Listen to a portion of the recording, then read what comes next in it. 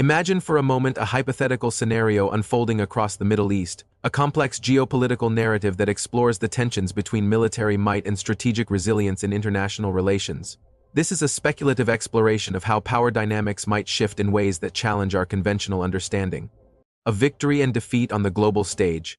Picture this scenario: the United States, in coordination with Israel, initiates a comprehensive military campaign targeting Iranian nuclear facilities.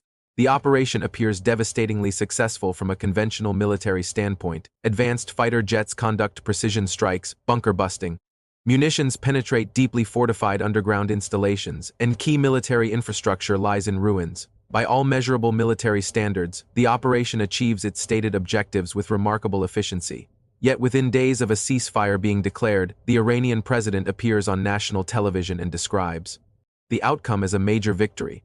The supreme leader follows suit, stating that American attacks achieved nothing meaningful and that Iran will never surrender. For an observer watching from home, this seems bewildering. How could a nation that has just experienced comprehensive military strikes, that has lost crucial nuclear facilities, that has seen millions of its citizens flee major cities in fear, possibly characterize such devastation as victory? This apparent contradiction lies at the heart of understanding modern geopolitical warfare, where traditional metrics of success have become increasingly obsolete and where survival itself can constitute triumph in the minds of those fighting for national sovereignty and ideological continuity. To understand why Iran might indeed emerge ahead despite overwhelming military losses, we must first comprehend Iran's actual long-term strategic doctrine, a framework that has guided its foreign policy for decades and fundamentally differs from Western conceptions of military victory. Iran's leadership has never harbored illusions about engaging the United States in direct military confrontation on equal terms. The military disparity is simply too vast. Instead, over several decades, Iran has carefully constructed what regional analysts call the axis of resistance, a deliberately interwoven network of allied movements, militia groups, and sympathetic governments, distributed strategically across the entire Middle Eastern region. This network encompasses Hamas in Gaza, Hezbollah in Lebanon, the Houthis in Yemen, various armed groups operating throughout Iraq, and for many years, the Assad regime in Syria. The strategic genius of this approach lies not in its capacity to defeat America militarily, but rather in its ability to create constant pressure points across the region simultaneously. The underlying logic is elegantly simple. A direct confrontation with American military power is strategically unwinnable. So instead, Iran creates an environment where America finds itself constantly engaged, perpetually managing crises across multiple theaters, unable to disengage, unable to shift its full attention to other global competitors like Russia or China, unable to achieve the kind of regional stability that would allow it to reduce its military presence and redirect resources elsewhere. This is asymmetrical strategy at its most sophisticated level, designed not to achieve conventional victory but to exhaust, distract, and entangle a much more powerful adversary in endless regional complications. Now, examining this hypothetical ceasefire through this strategic lens transforms our understanding of who actually achieved their objectives. Let us trace through this speculative timeline beginning in June 2025, when escalation reaches a critical threshold. In this scenario, on June 13, 2025, Israel launches what it designates Operation Rising Lion, deploying over 200 fighter jets in a sustained campaign lasting 12 days. These aircraft traverse more than 25,000 sorties, a staggering operational commitment that reflects months of planning and preparation. The strikes target more than 100 Iranian facilities, including nuclear enrichment sites, military command centers, weapons storage depots, and research institutions. The operation successfully eliminates key military scientists and senior commanders who have been central to Iran's defense establishment. From Israel's strategic perspective, this represents the culmination of decades of contingency planning, the moment when all preparations finally translate into kinetic action. Iran responds with Operation True Promise 3, launching approximately 550 ballistic missiles and around 1,000 drones toward Israeli targets over the same 12-day period. The sheer volume of ordnance demonstrates Iran's willingness to expend significant portions of its military arsenal in a desperate attempt to demonstrate resolve and inflict meaningful damage. Israeli air defense systems, among the most advanced in the world, managed to intercept approximately 90% of these incoming weapons. However, this statistic masks a crucial reality. 31 missiles penetrate the defensive perimeter.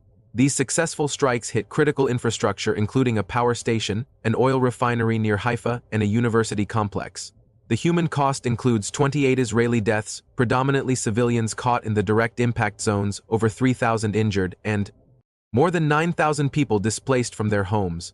The psychological impact of these successful strikes reverberates through Israeli society, demonstrating that despite overwhelming defensive advantages, Iran retains the capacity to hurt Israeli civilians and damage Israeli infrastructure. The Iranian side suffers far more severe casualties during this same period. Israeli strikes eliminate between 160 and 190 Iranian citizens, injure nearly 5,000 others, and force approximately 9 million people to flee Tehran and other major metropolitan areas, streaming toward the northern provinces. In what represents one of the largest internal displacement events in recent Middle Eastern history, the scale of civilian flight speaks to the psychological terror induced by sustained aerial bombardment, the primal human response 2 weeks of explosions and uncertainty about whether your city will still exist tomorrow. Yet despite these catastrophic losses, Iran's government survives intact, its command structure remains functional, and crucially, the ideological narrative of national resistance continues to resonate with significant portions of the population. 3 days before the ceasefire takes effect, the United States centers the conflict directly, with American aircraft dropping bunker-buster munitions specifically designed to penetrate deeply underground fortifications on Iran's most critical nuclear facilities at Natanz, Fordo, and Isfahan. These 3 sites represent Iran's crown jewels in its nuclear program, the installations most central to its uranium enrichment capability. Subsequent analysis by geopolitical think tanks concludes that these American strikes severely degrade Iran's nuclear enrichment capacity for the foreseeable future, setting back Iran's nuclear weapons development timeline by years if not decades. By the time the ceasefire officially takes effect on June 23, 2025, Iran has absorbed extraordinary punishment.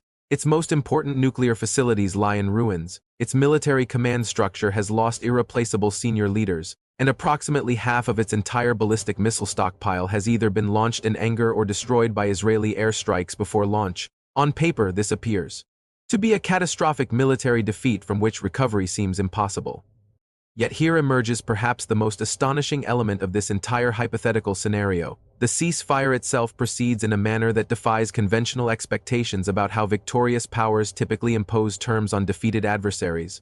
On June 23, as the ceasefire framework is supposedly being finalized, Iran launches 14 ballistic missiles at Al Udeid Air Base in Qatar, one of the most strategically important American military installations in the entire Middle East. Despite the technical sophistication of these missiles and their explicit targeting of a major American military facility, no American personnel are killed and the base sustains only minimal damage.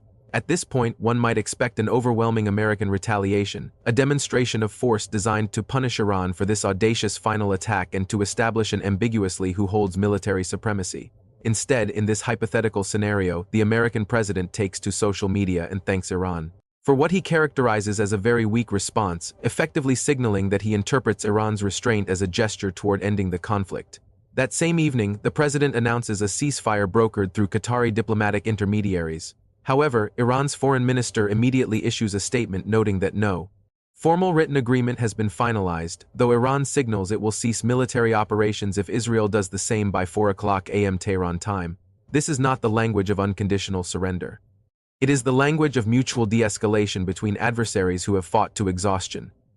The ceasefire nearly collapses completely the very next morning when Iran continues launching missiles at targets in northern Israel, claiming that Israeli strikes have not yet ceased on Iranian territory. Israel reportedly begins mobilizing for a massive retaliatory strike that would dwarf anything previously deployed during the conflict. At this critical juncture, the American president reportedly pressures the Israeli prime minister directly to cancel this planned operation, arguing that further escalation risks dragging the United States into a potentially endless cycle of retaliation. Israel ultimately agrees to fire only a single radar site near Tehran, a fraction of the destructive capacity it had assembled for the larger strike. In this moment lies perhaps the clearest indication of actual leverage in the negotiation. The United States, ostensibly the triumphant military power, feels compelled to restrain its closest ally from retaliating further, suggesting that American decision-makers perceive genuine risk in continued escalation. This is not the behavior of a nation that has clearly defeated its adversary and can now dictate whatever terms it wishes. Instead, it is the behavior of a powerful nation that recognizes limits to its power and seeks a face-saving exit from an increasingly complicated situation. Following this pivotal moment, the ceasefire holds and all parties immediately rush to declare victory.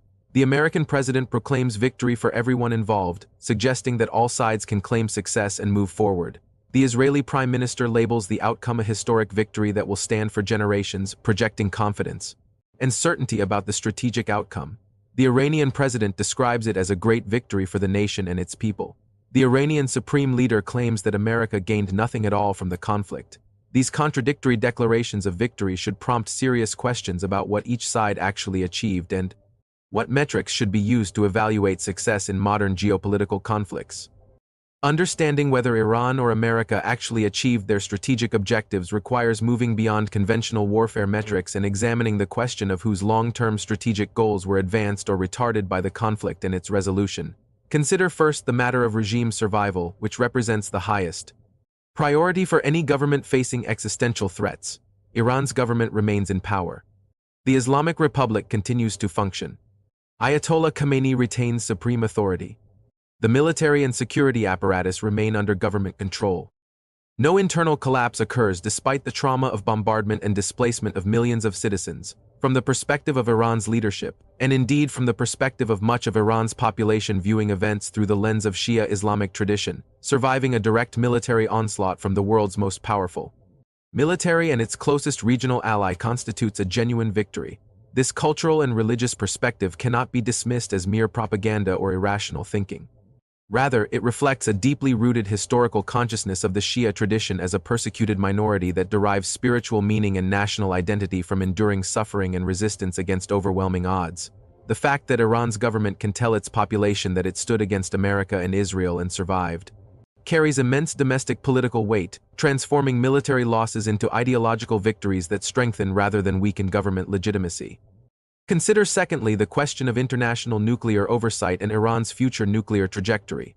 Before the conflict, Iran operated under the constraints of the Joint Comprehensive Plan of Action, the nuclear deal that limited but did not eliminate its uranium enrichment activities. In the aftermath of the ceasefire, Iran's parliament votes to end all cooperation with the International Atomic Energy Agency, the international body responsible for inspecting Iranian nuclear facilities and verifying compliance with non-proliferation obligations.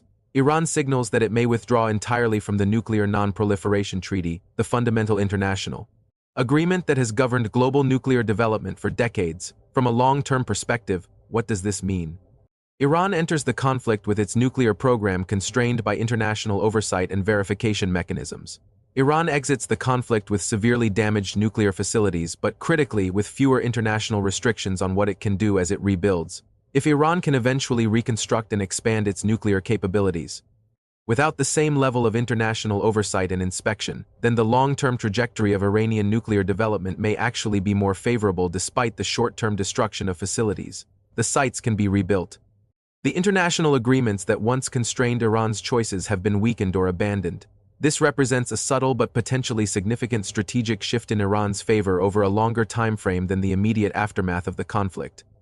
Examine now the question of American strategic goals regarding the Middle East and whether the ceasefire advances or retards these objectives.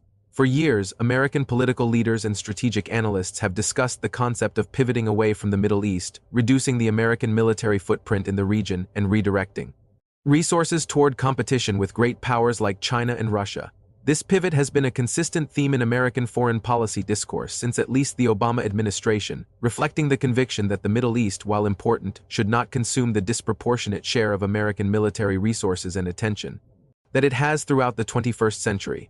Yet by 2024, before this hypothetical conflict even begins, the United States maintains more than 10,000 military personnel distributed across numerous Middle Eastern countries including Bahrain, Iraq, Israel, Jordan, Kuwait, Qatar, Saudi Arabia, and other locations throughout the region. The military presence includes multiple aircraft carrier strike groups permanently or semi-permanently stationed in the region, forward-deployed air squadrons, logistics networks, command and control centers, and extensive base infrastructure. This already substantial presence represents a failure of the pivot strategy even before the conflict begins. In the aftermath of the hypothetical 2025 conflict and extending into 2026, American military presence in the Middle East actually increases rather than decreases. More troops are deployed, additional aircraft carrier groups are positioned in the region, presidential visits to Middle Eastern allies increase in frequency, and high-stakes diplomatic initiatives dominate American foreign policy attention. By any reasonable measure, America has become more deeply entangled in Middle Eastern affairs, not less. the strategic goal of disengaging from the region, of reducing the military footprint, of shifting focus and resources toward other global competitors has been set back rather than advanced by this conflict and its resolution.